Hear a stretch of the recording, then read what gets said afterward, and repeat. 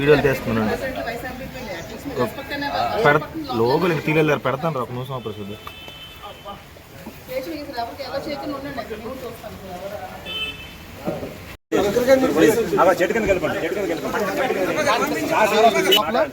అది మీరు అర్థం చేసుకోండి ప్లీజ్, దయచేసి అర్థం చేసుకోండి.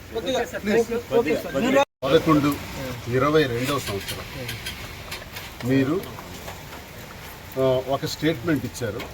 పవన్ కళ్యాణ్ని విమర్శిస్తూ, పవన్ కళ్యాణ్ మీద చెప్పు చూపిస్తూ, పవన్ కళ్యాణ్కి మీరు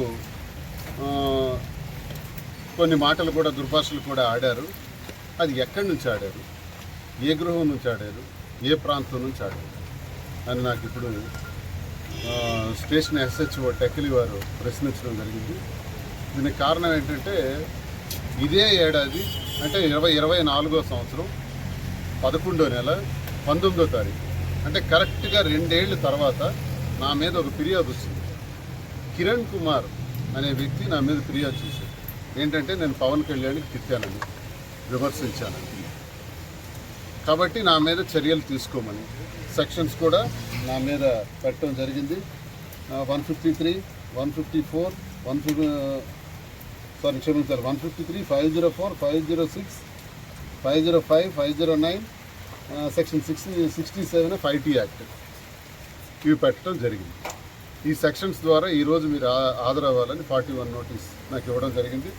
అంటే ఇప్పుడు BNSS ప్రకారం 35 క్లాస్ 3 ఆ నోటీస్ నాకు గతంలో ఇచ్చారు. ఏ తారీఖున ఇంచుమించు 14వ తారీఖున ఇచ్చారు. ఇచ్చేటప్పుడు టైం రాయలా, ఎప్పుడు రావాలో చెప్పలా. ఈ కింద మాత్రం ఒక లైన్ హైలైట్ చేశారు. ఈ నోటీస్ నిబంధనలకు పాటించడంలో మీరు విఫలమైతే BNSS సెక్షన్ 36 క్రింద అరెస్టుకు మిమ్మల్ని బాధ్యులుగా చేయవచ్చు అని పెట్టారు. మరి ఇది హైలైట్ చేయడం తెలుసు, మరి నోటీసులో మాత్రం ఏ రోజు హాజరవ్వాలో కూడా రాయటం మాత్రం తెలియదు. ఇది జరిగింది గడిచిన కాలంలో.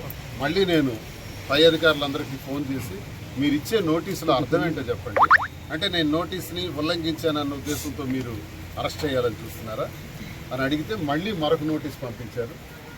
పంపించి 20వ తారీఖున సవరణ చేస్తూ పంపించారు. ఈరోజు 10:30 గంటల లోపు పోలీస్ స్టేషన్కి హాజరయ్యాను. ఓకే, నేను పోలీస్ స్టేషన్కి వెళ్ళాను.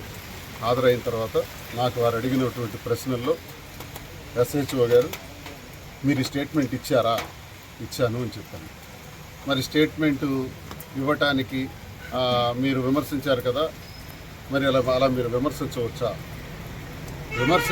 అంటే నేను గడిచిన కాలంలో మంత్రుల పైన ఏ 18వ తారీఖు 22వ సంవత్సరం 11వ నెల మీరు చెబుతున్నారో అంతకు ముందు రోజు మంత్రుల పైన చెప్పు చూపించి చెప్పించి కొడతాను నా కొడకల్లారా, వైసీపీ నా కొడకల్లారా, జగన్మోహన్ రెడ్డి గారు సాక్షాత్ ముఖ్యమంత్రిగా ఉంటే వారిని నువ్వెంత నీ బ్రతికెంత అని ఆ వ్యక్తి మాట్లాడొచ్చా?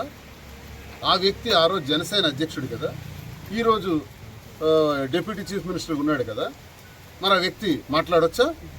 మరి ఆయన డిప్యూటీ చీఫ్ మినిస్టర్ కదా, మరి మేము మాట్లాడితే మరి ఎలా తప్పు అవుతుంది?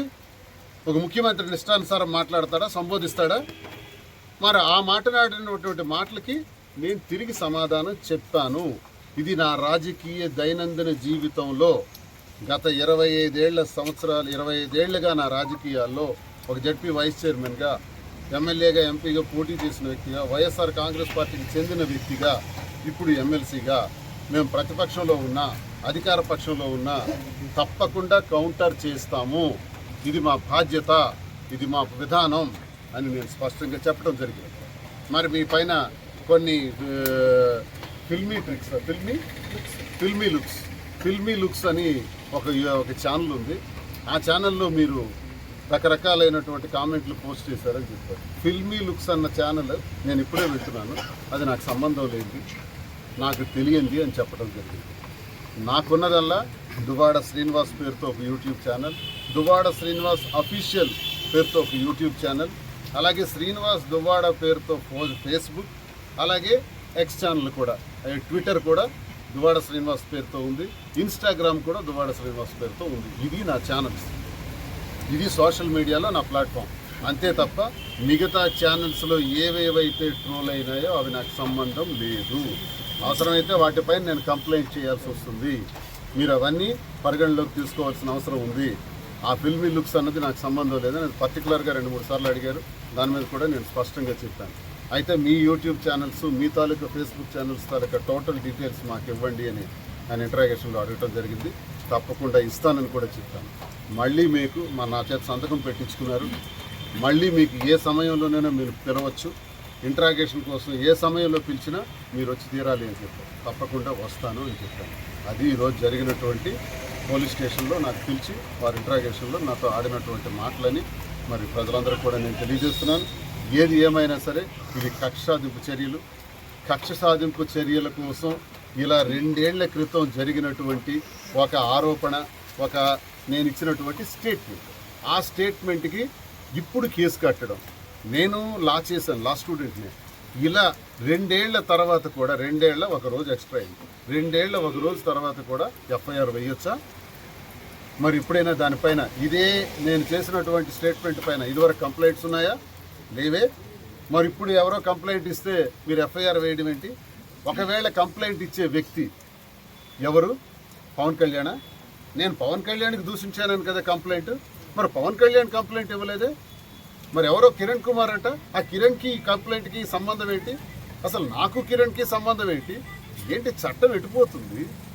ఏంటి కేసులు?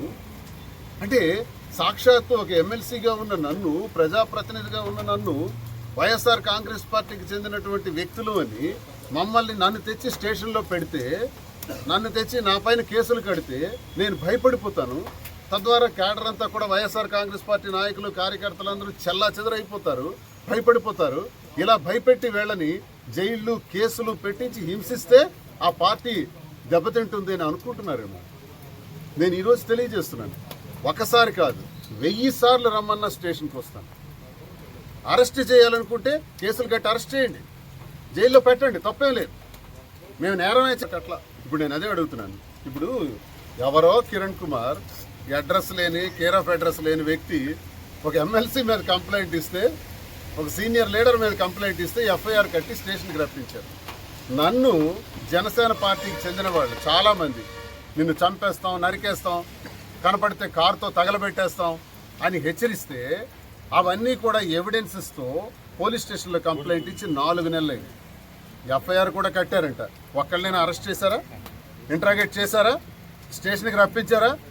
నోటీసులు ఇచ్చారా? లేదే. జనసేన కార్యకర్తకు ఉన్నటువంటి గౌరవం ఒక ప్రజాప్రతినిధికి లేదు ఈ ప్రభుత్వంలో. జనసేన కార్యకర్తకు పిలవరు. మమ్మల్ని విపరీతంగా ట్రోల్ చేశారే, విపరీతంగా ట్రోల్ చేసి మాధురి పేరును కూడా విపరీతంగా ట్రోల్ చేస్తే తను కూడా కంప్లైంట్ ఇచ్చారే. ఎఫ్ఐఆర్ లేసారా? దానిపైన ఏం చేస్తారు? అవి ఎఫ్ఐఆర్ అయ్యారు. పోలీసు వారు కూడా తప్పులు చేస్తున్నారు. నా భయానో లేకపోతే ఏదో భయపెడుతున్నారు, అదిరిస్తున్నారు, బెదిరిస్తున్నారని మీరు ఇలాంటి తప్పుడు కేసులు వేస్తే చట్టానికి వ్యతిరేకపరమైనవి అవుతాయి. రేపు న్యాయస్థానాల్లో మేము పోరాడాల్సి వస్తుంది.